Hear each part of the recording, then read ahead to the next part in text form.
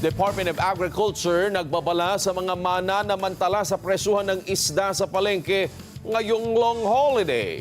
Alamin natin ang balita kay Erlo Brengas. Erlo, pataas ba presyo ng isda? Wedge, nagbabala ang pamunuan ng Department of Agriculture sa mga nagbebenta o vendor ng mga isda na huwag masyadong magtaas ng presyo. Yan ay dahil sa inasa magiging mas mabenta nga ang isda ngayong panahon ng long holiday.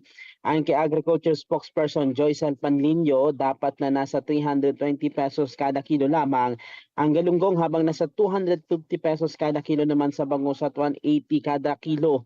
Kung magkakaroon naman ng paggalaw ay dapat anilang maging minimal lamang ito. Inaasahan naman ang pagbagsak ng presyo pa ng mga isda pagkatapos ng long holiday. Samantala, tiniyak naman ng DA na may mga nag-iikot sila mga tauhan para mag-monitor para papanagutin ang mga abusadong negosyante. Erlo Bringas para sa mata ng Agila, matatag, matapang, matapa.